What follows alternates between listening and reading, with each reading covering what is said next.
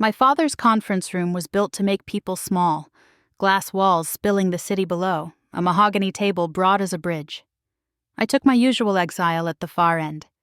Today, every chair was filled, 15 voters of the Beaumont Family Trust, while Leonard Beaumont presided. My mother, Elise, sat beside him. My brothers, Adrian, Colin, and Peter flanked them. My sister, Lila, stared at her notes. "Thanks for coming," my father said. "We're revising the trust." Slides ran across the wall, titles, numbers, wins, Adrian's acquisitions, Colin's financing, Peter's builds, Lila's brand surge. Then my slide, a 7-year-old graduation photo. Beside it, the verdict, various roles, currently unemployed. "Nadia," he said, disappointment practiced, "we need to discuss your situation." "I'm listening." Elise opened a folio. "The trust supports contributors. We're instituting standards."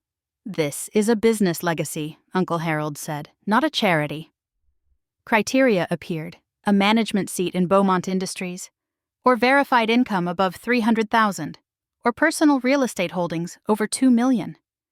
By their scorecard, I didn't qualify. "We'll vote to remove non-qualifying beneficiaries," Colin said. Hands rose like a tide. Lila hesitated, then lifted hers. "The motion passes," my father said.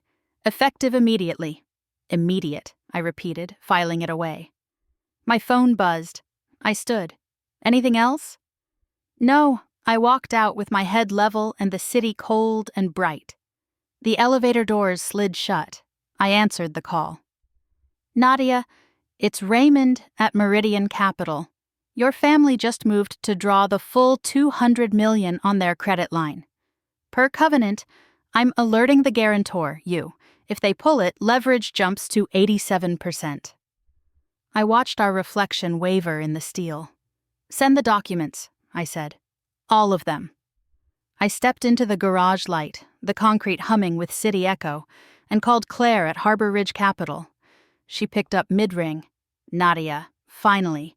Beaumont Industries just triggered the option to buy out the minority in Shoreline Properties Group for $180 million. Emergency board vote Monday. They claim funding is secured." "Through whom?" "Colin says bank plus private commitments."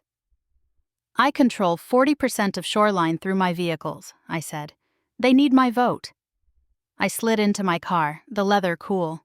"Send me a full debt map for Beaumont. Lines, maturities, covenants, every counterparty." "That's a lift." "You have until 5. Pull your team. Bill me hazard rates."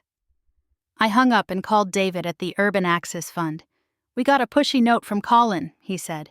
"He wants $75 million for a Miami expansion at sweetheart terms, because the Beaumont name deserves accommodation."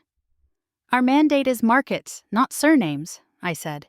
"Decline for insufficient collateral and leverage risk. Keep my name out of it." "Done." "Nadia, is something going on?" "Just portfolio hygiene."